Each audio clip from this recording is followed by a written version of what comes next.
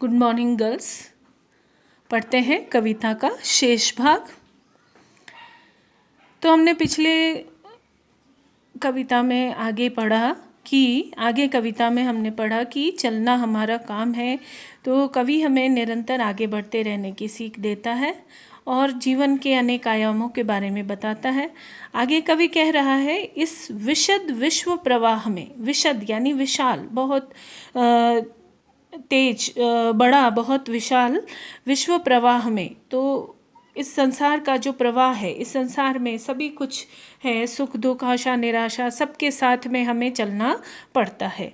तो ऐसे यहाँ पर कोई भी नहीं है जो इन चीज़ों से, आशा निराशा सफलता असफलता से प्रभावित हुए बिना न रहा हो। सुख दुख हमारी ही तरह किसको नहीं सहना पड़ा, यानी सभी को सुख दुख जीवन में सहन करने ही पड़ते हैं। फिर व्यर्थ क्यों कहता फिरो मुझ पर विधाता वाम है। तो कभी यहाँ पर कह रहा है कि हमें बेकार ही भाग्यवादी होना शोभा नहीं देता, यानी हमें भाग्य को दोष देना उचित नहीं होगा कि मुझ पर विधाता यानी ईश्वर वाम है, यानी मेरे विरुद्ध है। तो भाग्य को दोष देना उचित नहीं होगा, क्योंकि संसार में जो भी सुख दुख आशा निराशाएं सफलता असफलता होती है, उसका सामना सभी को कभी ना कभी तो करना ही पड़ता है। ऐसा नहीं है कि किसी एक के साथ में ही ये सब घटनाएं होती हैं। तो संसार में भाग्यवादी बनकर बैठे रहने से अच्छा है कि हमें अपने आप पर, अपने कर्मों पर, अपने कार्यों पर बल देकर हमें निरंतर चलते रहना चाहिए। भाग्य को कोसे बिना अपने जीवन में बाधाओं को पार कर कर सफलता प्राप्त करनी चाहिए।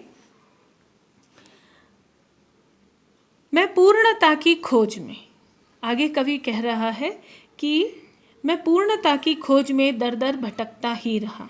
यानी मनुष्य जो है, कई बार ऐसा होता है कि पूर्णता यानी कि हर चीज़ परफेक्ट चाहता है, हर चीज़ अच्छी होनी चाहिए, सब कुछ अच्छा होना चाहिए, ऐसी सोच हो जाती है। तो कवि कहता है कि यहाँ पर कोई भी परफेक्ट या कोई भी पूर्ण नहीं होता। तो मनुष्य पूर्णता की खोज में दर दर भटकता रहता है, यानी सब कुछ सही और परफेक्ट पाने के चक्कर में वो इधर से उधर भटकता रहता है। परंतु ये जो चीज़ है वो हमेशा किसी को हासिल नहीं होती। जीवन में किसी भी प्रकार की रुकावट नहीं आनी चाहिए। प्रत्येक पग पर कुछ न कुछ रोड़ा अटकता ही रहा। तो पर पूरी पूर्णता की खोज में जब कवि चला तो उसकी राह में अनेक प्रकार की बाधाएं और रुकावटें आकर खड़ी हो गई। पर हो निराशा क्यों मुझे, जीवन इसी का नाम है। तो कुछ न कुछ रोड़ा अटकता रहता है, पर उस रुकावट के आने से कभी भी निराश होकर नहीं बैठना चाहिए। कवि ये कहता है कि पर हो निराशा क्यों मुझे, तो मैं इन सब चीज़ों से निराश क्यों हूँ, जीवन इसी का नाम है। मतलब हमें जीवन में सफलता असफलता मिलती ही रहती है, और दुख और निराशा और असफलता से निराश होकर हमें बैठ नहीं जाना चाहिए, बल्कि निरंतर गतिशील बने रहना चाहिए, क्योंकि चलना ही हमारा काम है। जीवन में गतिशील बने रहना ही हमारा काम है। कुछ साथ में चलते रहे, कुछ बीच में ही फिर गए। आगे कवि कहता है कि जब हम जीवन में चलते हैं तो हमारे साथ कई राही, कई साथी हमारे साथ साथ चलते हैं और वे हमारा जीवन का एक हिस्सा बन जाते हैं। तो कुछ तो हमारे साथ निरंतर चलते रहते हैं और कुछ बीच से ही फिर गए, यानी कुछ बीच में ही रह जाते हैं, कुछ बीच से ही चले जाते हैं, कुछ का हमारा साथ छूट जाता है। पर गति न जीवन की रुकी।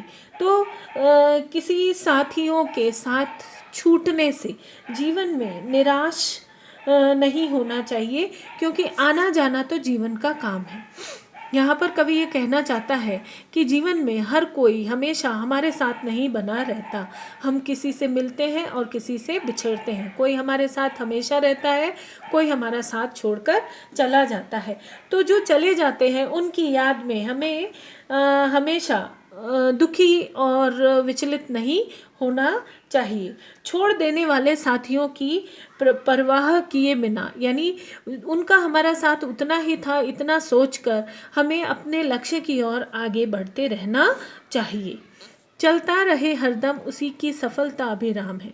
तो कवि ने ये कहना चाहा है कि जो मनुष्य, जो व्यक्ति हमेशा चलता रहता है, उसकी सफलता अभिराम है। तो उसे सुखद सफलता मिलती है, अंत में वह सफल होकर ही रहता है।